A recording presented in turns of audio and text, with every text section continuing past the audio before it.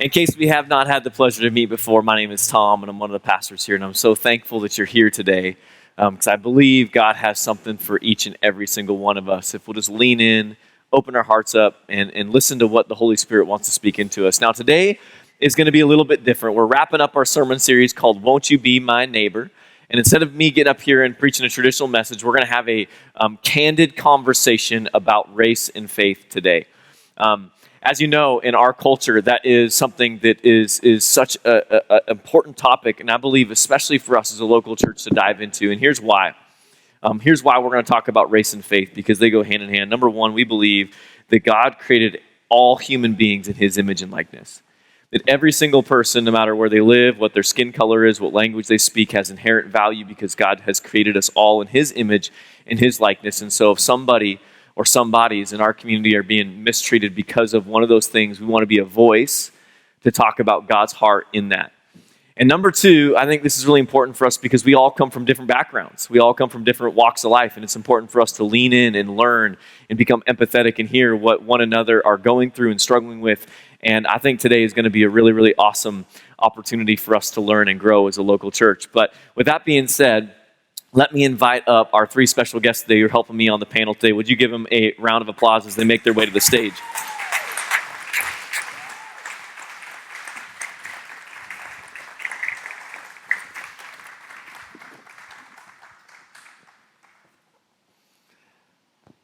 Well, let's do some quick introductions before we jump on in today. At your left, on the end here, we have the police chief of the Minot Police Department, John Klug, who, let's give it up for him. He's been in this role for 5 months, but has also been a police officer for over 25 years, and we're just so thankful to have your voice, your experience, your wisdom in the conversation today. So thank you for being here. Thank you for having me here today. This has been a good conversation over and over again, and I'm looking forward to this one as well.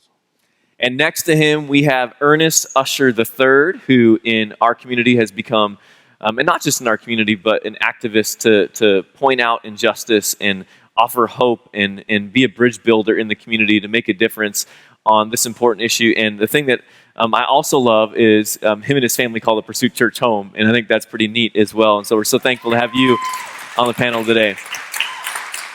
Thank you. It's been an honor and a pleasure to work with everybody on this panel. It's been a blessing each time we've done it, and I just look forward to what God has to say.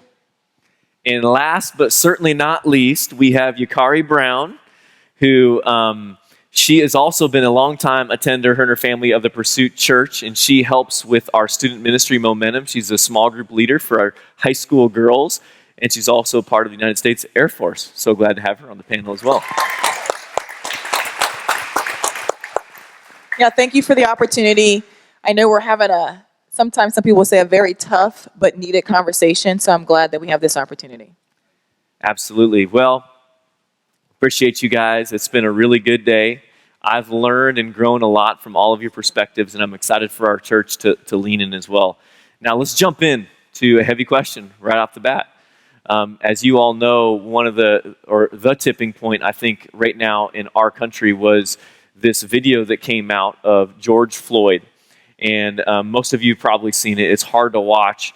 But it really rose awareness once again in our culture of the injustices that exist, and sometimes the conflict that can happen between people in power and authority and people who are in minority groups. And so what I wanted to ask right away is just give me your guys' thoughts. What went through your head when you saw this video? We'll start with you, John. Yeah, the why was the first thing that went through my head. Why did this happen? I had to take a step back and look at it and say, not why, but then I started feeling angry about it. I started feeling, why? Okay, now he died. Now we're going to start to transition into another explosion of anger, and rightfully so. I mean, there's a lot of people angry. Somebody died for no reason, And unfortunately, that death was taken or it was caused by a police officer. And I felt angry because it tarnishes what I look like. Now I'm bad because of my badge, ultimately. So being invited in to have conversations, actually too late, but now we need to have conversations. We need to have honest conversations, and we need to have the difficult part, which is sitting here. And you're going to hear us share stories today, and they're all different. This is number 4. They've all been different, and it's because we just say what's in our heart at the time. And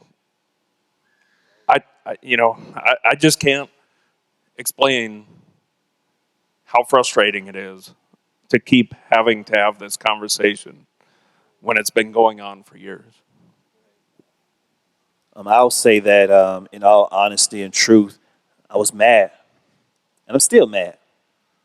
You know, I'm mad because I saw not just another unarmed black man that looks like me, life taken away. I saw a father.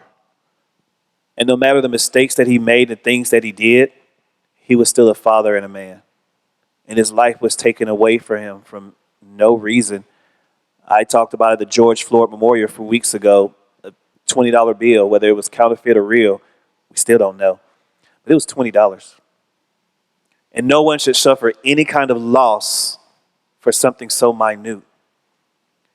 And even though I'm upset, I'm still trying to fight for equality because I believe it should, it can, it will exist.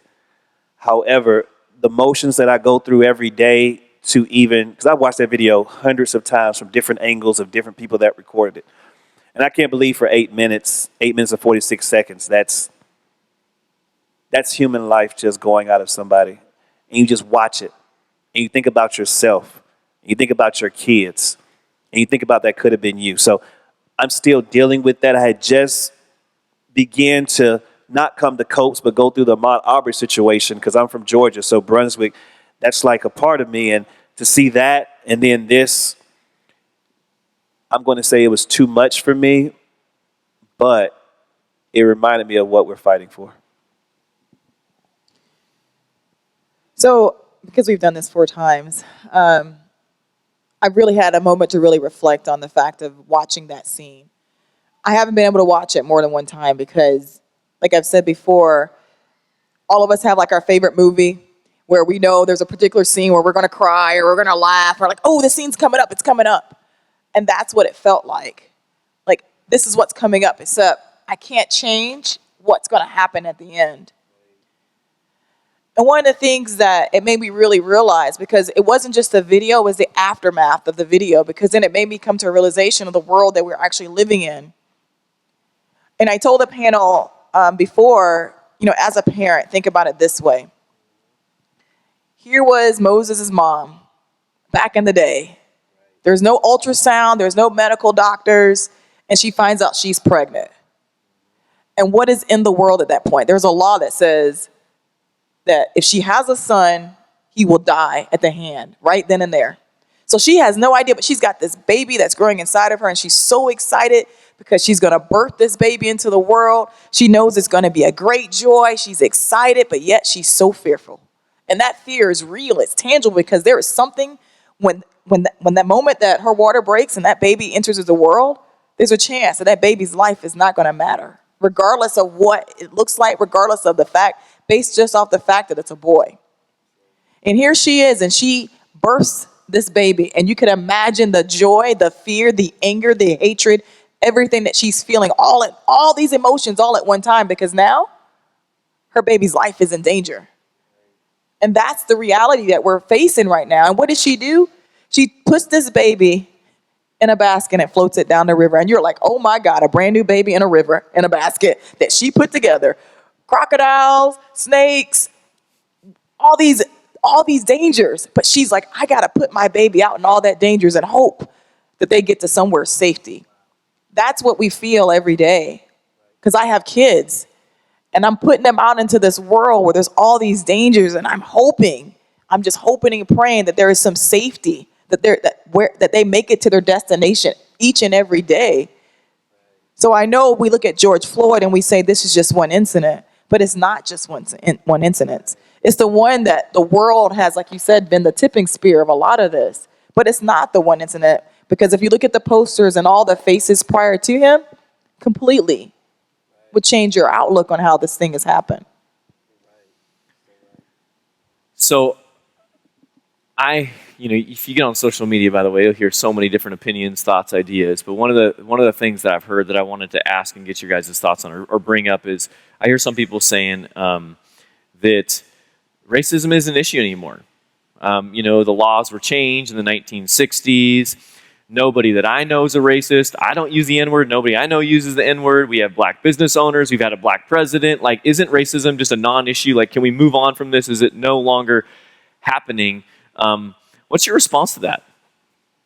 I know there are a lot of videos out there that are saying that it does not exist, and there are a lot of people that are challenging the idea of racism and being prejudiced. But whether you know this or not, I'm going to let you in on a part of my life. Every day that I wake up, and this is not for sympathy, this is the honest truth. Every day I wake up, I try to figure out what clothes I'm going to wear to not look threatening towards anybody. Have to make sure if I'm going to wear a hoodie that it's not raised up, so I'm not looking threatened towards anybody.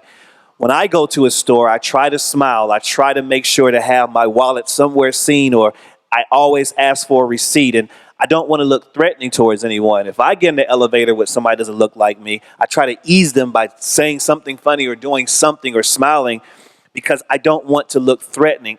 I live in the fact of I don't ever want the cops called on me and them having to figure out whether I'm a threat or not to you. And that's my daily life. Even in Minot, North Dakota, that's my life. Growing up in South Georgia, that's always been my life. And the only thing that can change that is the environment that I'm in, to treat me as if I'm not a threat, but to treat me as if anybody else that would walk into their store and walk into their establishment with equality. Knowing that if I see you on the side of the road and I pull to help you, I'm trying to help you. I don't want to look like the Grover 4 that somebody had that issue happened with the man and his wife, and they pulled over to help them, but they were told years later time later that she said that they raped her, and they didn't. But they lost their life for just trying to help somebody on the side of the road. So I'm fearful of just simple things that other people may not be fearful of. I have to look out for myself just so I can every day interact with people. And that's what I'm saying. That racism definitely exists. I can tell you plenty of stories. 5 times I was pulled over for no reason. The most recent one I told them in memory of when I was pulled over. I'm an ordained minister coming home from church. I worked at Pizza Hut. And 2 people wanted to go to church with me because they said, you're a different person. I want to see this God that you serve. I want to go to church with you. And coming home from church, we got pulled over because I looked like in a Crown Victoria with tinted windows, somehow looked like I fit the description of somebody. Didn't commit one crime. Pulled me over, pulled the other 2 people out of the car, called back up. While one cop had his gun trained on me, the other questioned the other 2 people to make sure I was coming from where I was coming from, searched my vehicle unlawfully and all those things, and I complied because I just wanted to go home. That's my reality. That's racism that still exists, that we're trying to get rid of. We're trying to change it. So it exists. The question is, how do we fix it? I like to give tangible examples. I'm kind of like the storyteller of the group. But all of you drove here today to church, right? And you probably passed a speed limit sign. And you probably were like, oh yeah, the speed limit in this area is 30. But what if overnight they changed it to 15? More than likely, most of you would not have realized that speed limit sign was changed from 30 to 15 until something happened, whether it was tangible, a cop pulled you over, or someone was driving extra slow. Something would have to happen. It's kind of like that with laws. We have a law that says people should not be raped. We have a law that says people should not be murdered. We have a law that says really racism really shouldn't exist. But it doesn't stop people from raping individuals. It doesn't stop people from murdering people. So what we're talking about is not necessarily laws changing. We're talking about invisible wounds. And the reason why I say invisible wounds is because even though you may not physically at that moment see racism, you can tangibly feel it. The difference would be if the two of them both walked into the bank in plain clothes, someone is going to treat them unfairly. They may have the same buying power. They may both be going to buy a home. But if we act as if it doesn't exist, then what are we saying about the ones that have experienced wounds? Because he's told you his story. He's told you how it feels every day to get up and be a black man and the struggles that he goes through. And so, yeah, we can turn a blind eye and say, well, the laws have changed. It automatically should be better. But we see laws haven't changed and stopped people from being people. So, yeah, the laws might have changed. We had a black president. But the part that they missed was when he got elected and the racism and the hate that he experienced because he was elected. So there's always two sides of the coin. And you got to understand and learn and actually look at both sides of the coin to understand just because something looks like or because we've made a law doesn't necessarily change the mentality or the heart of people. Because if without a heart change and mentality change, the world is just going to keep going the way and the rate that it's going at right now. Yeah, I think what you're saying here, well, a couple things that I'll comment on is I've learned a lot about the difference between my upbringing and the difference between Ernest and Yucari's upbringing. You know, when I get up in the morning, I'm not thinking, how do I look less threatening? I'm just going, dress appropriately for the occasion of the day and don't look like an idiot when, don't have toilet paper stuck to your shoe when you're walking out of the house. I know what it is. But I'm not thinking, hey, I don't want to look intimidating. And all of those things. But what you said is so good. And so, like, while we're having this conversation in the context of church, is I've heard it said that battling injustice is about the system, and racism is about the heart. And so part of our responsibility is to, yes, fight for system changes to make things more equitable, but you cannot system change someone's heart. And this is why the gospel of Jesus Christ is so important, because we believe that Jesus is the one who has the ability to transform someone, make them brand new, where they see people from a completely different lens, through the lens of God, where people are created in the image and his likeness. And so as Christ followers, yes, we work for change in the system, but man, it's always got to be hand in hand with proclaiming boldly the gospel of Jesus Christ. Now, I think part of one of my goals of having this conversation was for us to put ourselves in each other's shoes. I don't know what it's like to put on a uniform and wear a badge and go to work every day to try to protect and serve in our community. I also don't know what it's like to, walk a day and what it's like to be a Black American. And so part of that is I wanted to hear them share some of their experiences and have John share some of his experience so we can sort of lean in and grow and understand. So you guys share a little bit of some of the things that you are dealing with on a day-to-day basis. Tell us what it's like to be in the shoes of a police officer. What's going on? I know you guys, you get a call. It says, here's a situation we want you to respond to. I have no idea what it's like to be responding to a call. Talk us through or help us understand what it's like to be a police officer. Yeah, so the first thing we do is we get the call, and depending on what it is, it's going to start, our mind is going to start processing a little bit of what's going on. We're hoping that dispatch gets us enough information to start painting the picture of what it's going to look like when we get there. Sometimes that's a lot of stuff. Sometimes it's just whatever couple words somebody can get out before the phone hangs up. And then we start asking ourselves, as we get those little pieces of information, we start asking ourselves, what if this happens when I get there? What if this happens? What if this happens? So we run these little what-if scenarios through our head over and over again on the way, hoping that when we get there, we'll be prepared for whatever the scenario is. We can pick the what-if that we already talked about and thought about. The problem is, very rarely does that actually happen. It very rarely will actually fit in the exact category of what we have prepared for. And depending on the information that's passed on to us, we start to experience fear. And now you can see a connection between what they have talked about and their experience with us being on the other side and what our experience is. Fear is that common connection between the two of us. So you're taking two people, running them into a situation where both are afraid. Which does what? Shuts our brain down a little bit, makes us think worse than, and I'm not saying that they're overreacting. It's not about that. It's about whatever happens. I mean, we try to use every action.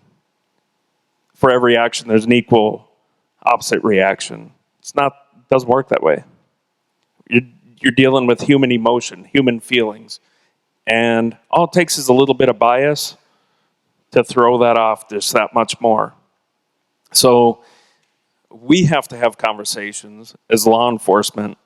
And it's my belief that it starts with me as the chief of police in Minot to have conversations, to get people thinking, to get the officers thinking about what their bias might be, how they can deal with things. We just have to slow it down a little bit and start having conversations. This conversation is too late, but it's necessary. We still need to have it, but it should have happened before something happened, not after it happened. So I am so happy to be here today, and hopefully we can have more of these conversations throughout our community and just hear what is going on and listen and feel what everybody's feeling in the community. Experience is a powerful teacher. It's as simple as raising a child. As you raise a child, all of a sudden, they have no fear. They are fearless. They don't know what fear is. They don't know it exists. But the minute a dog comes running at them, you're like, oh, don't do that. You're going to make the dog scared. The dog may bite you. And then you start inflicting fear. And the reason why I say it that way is because I can remember as a little girl, the first time that I'm in my mom's car and we got pulled over.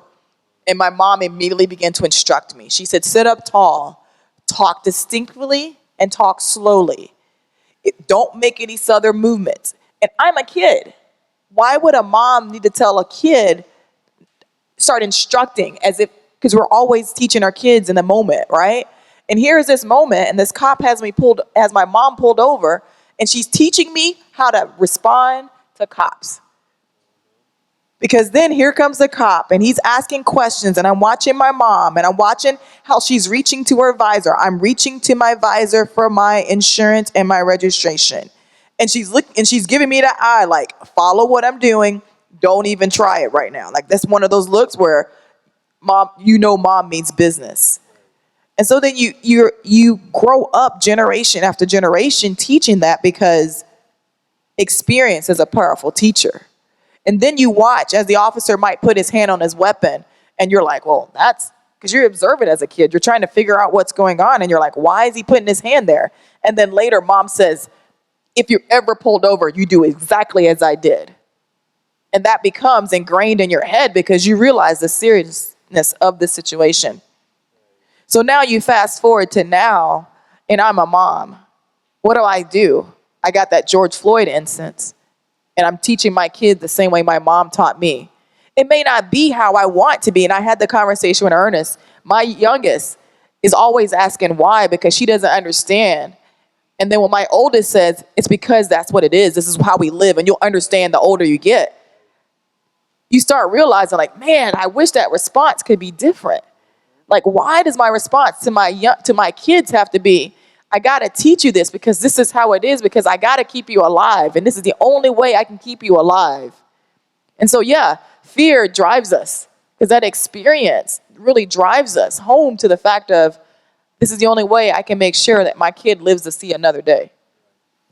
As I was saying in previous panels, Yucari is completely right, and so is the chief. Because being honest with you, where I'm from, as I said before, we don't do this. I don't sit next to or talk to a cop about anything. The only relationship we have is if his red and blue lights are in my rear view pulling me over. I don't get a chance to know how he thinks, and he doggone sure don't get a chance to know how I think. Our relationship is always on some kind of frigid water. It always is. And so back home where I'm from, growing up knowing that all the time, and here I am trying to create a different experience in the back of my head, it's always nothing has changed. It's always that fear of, if I get pulled over, the 19 things I have to do because I just want to simply make it home. Thousands of Facebook videos out there of people that didn't make it home, and the ones that did make it home, like the 5 kids that were simply shadowboxing and the cop had his gun point on them because he said they cut through a grassy area. Or the 2 kids that were held at gunpoint for jaywalking when there was no sidewalks. They were just walking on the side of the street. Held them at gunpoint. This is stuff that just recently happened. It wasn't 10 years ago, 2 years ago. I'm talking about right now. And so my fear of making sure I don't not just look like a threat, but I'm in the right place at the right time, not in the wrong area, is how I have to live my life. And I don't want to live that way. I really want to have the same freedoms everyone else does to go the same place and do the same things. But fear, as she was alluding to, when we grew up, your parents told you, no, you can't do that. You can't live that way because I want you to make it home. And so we pass it on to our kids, and we want the change. We really, really do. But I got to look out for my child making it home, too.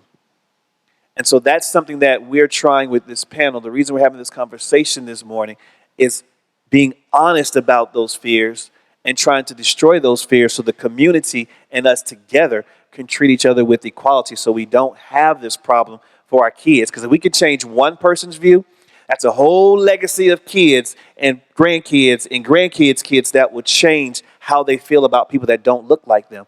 They'll treat them all the same, but it starts with us in this room.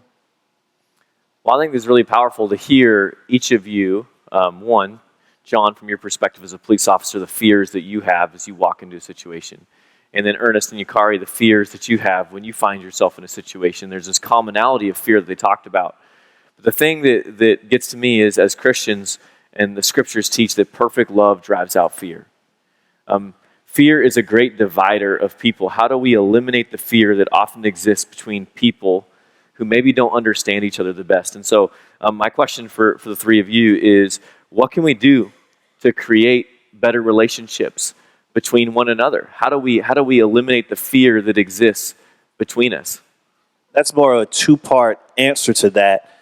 Number one, again, I do appreciate the fact that I've gotten to know the chief and definitely PD Aaron Moss out there the last few weeks. We've developed a relationship together. But making that a 2-part answer is, of course, we desire for the PD to get to know the community. Can't know the community by just simply responding to a call every time. Because as he had said before on previous panels, it begins to get repetitory to where the care is not in as much as it should. So the more the PD spends time getting to know people in the community, from whether they're playing basketball together or visiting a restaurant together or those natural things we take advantage of daily, then when they get a call for a certain person, they'll be like, no, they're probably not like that. So I'll go not with the mindset of there's going to be aggression and force, but I'll go with the mindset of a solution because there's probably something that I can de-escalate because I know that community. I've gotten the chance to know that community, know that person, probably by name. And that's what the desire is. But the second part is on the community of Minot, because PD can't do it all. It's up to the Minot community to make sure that when we go into places that we don't stare at people in restaurants, teaching our kids not to stare at people that don't look like them, teaching our family members that go with us places don't say things or do things or change your mindset towards people as a business owner. They're not in there to steal. You don't have to follow them around. Changing our mindset of how we treat people is the big thing. Why is that? Because if I don't see you as a transaction, but I see you as a person, then probably when you come in my store, if something happens, I can probably de-escalate the situation myself because I know this person is not like that. Because I've had a conversation with you and you may just be having a bad day. You're not being aggressive. That's what it takes for the community. And they can self-police and the police officers won't be called 900 times to de-escalate situations because you have a relationship with your community. We are bigger than just transactions. We're humans. And we must learn to treat each other with human, simple decency. Having a 5-minute conversation with someone goes a long way. If COVID-19 has not taught us anything, it's taught us to slow down and focus on what's important. Conversations with people are important. When I know that you're hurting, when you come in my establishment or my restaurant and I've gotten to know you and I say, how's your day? Oh, it's not too good. I'll have a 5-minute conversation with you. I know I got people out the door, but because I got to know you, if something happens, I can vouch for you. No, they're not like that because I know them. When you don't know somebody, you assume the worst. But when you know somebody, you can assume the best out of them. And that's what we need to do as a community.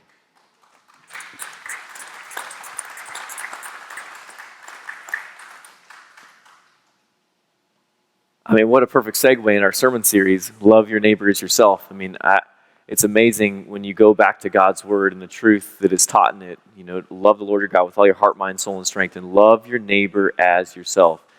And I don't think this is fair to just pick on police officers like you said. I think it's something that the church should model. It should look different within our walls. We should see people who maybe, you know, there's things that are noticeably different than one another, but we're bridge builders. We're going to get to know somebody. We're going to get to know them like God would want us to get to know each other so we can carry each other's burdens and love one another. I think that's so powerful, such a timely message for all of us. John, do you have any? I'd love to hear from you too. How do you think about the fear that you as a police officer have whenever you're walking into an unknown situation? Give me your thoughts on that question too. How do we bridge the gap?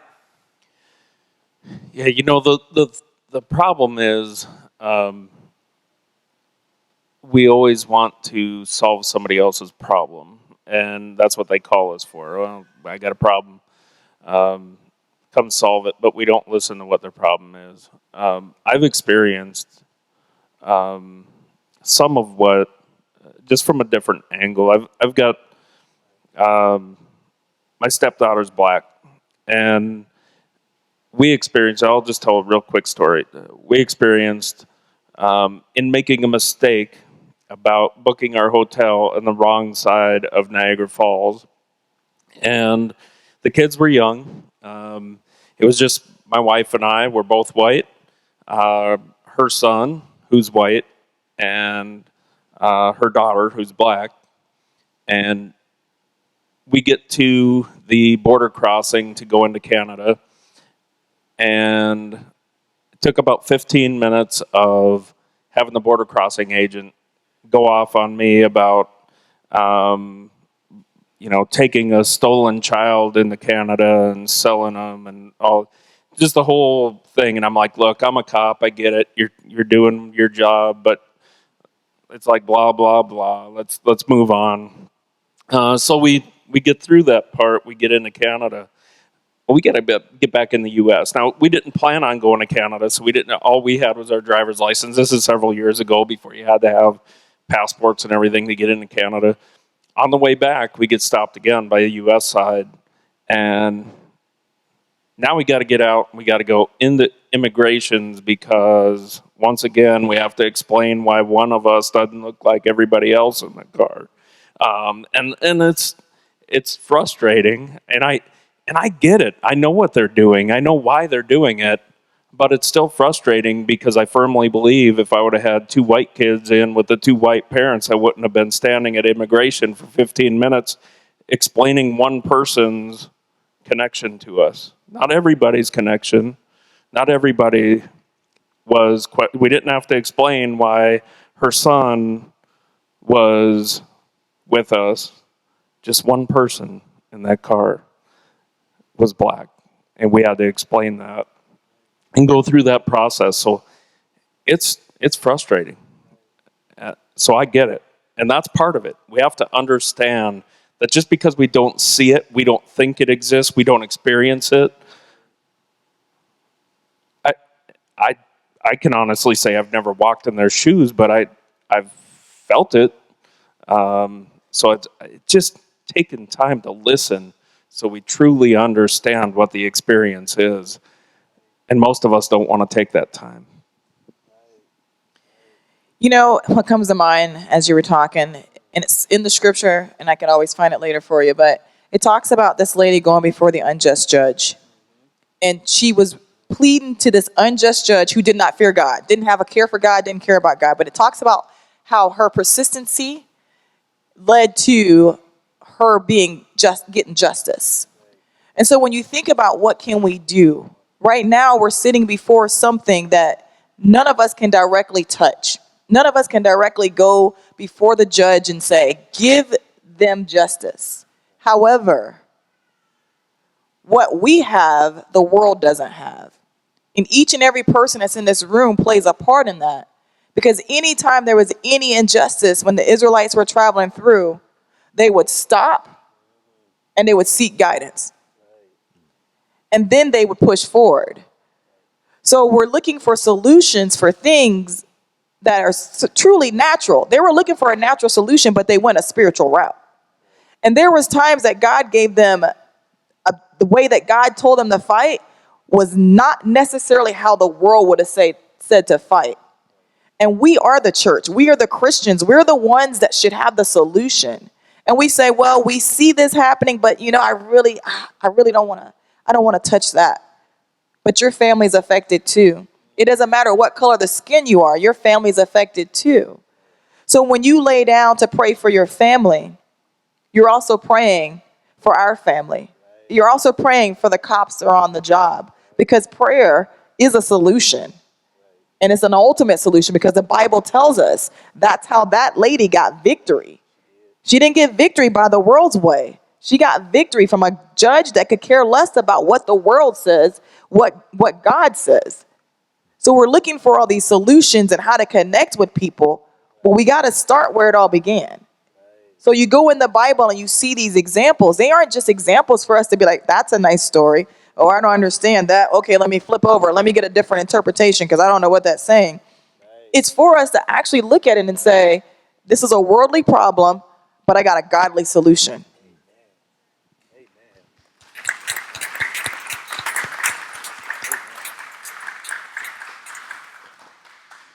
Yeah, I think we need to move beyond this us versus them mentality to see each other as image bearers created in the image of God. It's not black people versus police officers versus black people. We're all human beings. And I think as we can begin to see the spiritual side of things, I love what you said. Man, if I would pray for somebody, a brother or sister who I know is being unjustly treated, if I would pray for the police officers that put on the badge every day, my heart would probably change towards those people, the people group. And I think that's a powerful, powerful message that you just preached, Yucari. I think I had to just step up. We got to close right there. That was so good there. So thank you for sharing that. Now, with just a few minutes left in this conversation, and I got a lot more questions, but we won't be able to get to all of them. And I know they've been so gracious in making themselves available after services to connect with people. I want to read a statement, and I'm going to ask Ernest to just minister to our house, minister to our church a little bit. And the statement is a statement from Dr. Martin Luther King Jr. that he said in a sermon preached in his church that he pastored. And this is what the statement is, and then I'll let you kind of share, give you the floor here. But this is the statement he said. He said, in the end, we will remember not the words of our enemies, but the silence of our friends. Talk to us about that. I'm going to stand for this one because I feel like I can talk to the heart of you all that are here. You didn't come out just to come out. You came out to hear, what God has to say on the issue. So the Bible says in Psalm 82 verses 3, it says, defend the poor and fatherless, do justice to the afflicted and needy. I know when I go back home to South Georgia, where I'm from, where I was born and raised, I know that there are organizations out there that could care less about me. There are organizations that will judge me based on my skin color and try whatever they can to oppress me and my family based on our skin color. I know that. I know who my enemy is. I know who doesn't like me for what I stand for. I know that. And I have to respect, even though I don't like what they're saying, I respect the fact that they have enough to say it. But what Martin Luther King was saying here, what makes me afraid are not the enemies, but those that say they're my friend that say nothing. That when I'm in a car pulled over by a police officer and they're white and I'm black, they treat us different. And the person that's supposed to be my friend says nothing. And on the ride home, they say, man, it was messed up how they treated you. But in the actual time it happened, say nothing. That people that say they're for me and say they're my friends and say they care about me, they see I'm hurting from every situation that's happened with not just the brutality, but all the killings that have been going on. They don't call, they don't text, they don't do anything. They figure I'm all right because I show up to work with a smile on my face. I show up to work trying to make it through the day, even though there's pain inside my eyes and my heart. And I say to them, they ask me, how are you doing? And I say, oh, I'm not doing so good. Oh, okay, have a good day. And they walk on. Not taking the time to get to know the pain that I have and give me compassion. Those are the ones that make me afraid. I'm going to always remember the silence of those that said they are my friends. But my question to those people is, have I done anything wrong? I'm not a criminal. I haven't stolen anything. I have not mistreated anyone based on their skin color. So why are people treating me different? Why are people not treating me with the love that they say they have? God's love is equality, but why am I not experiencing that from the people that say they're my friends, that see me in pain, but as Pastor Tom preached before, they try to justify why I shouldn't have pain? My people, it's time for us, especially with the pursuit. We have small groups. Embrace and get to know each other so that when I hurt, we hurt, and we figure out how to deal with that hurt. So when I experience things in my life that takes me to a place where I can't understand, you're right there holding my hand, guiding me through it. That's how I know you care. That's what I'm asking for us to do. And that's what Martin Luther King was saying. We cannot be silent anymore. But when we see something, we must say something. Thank you, Ernest.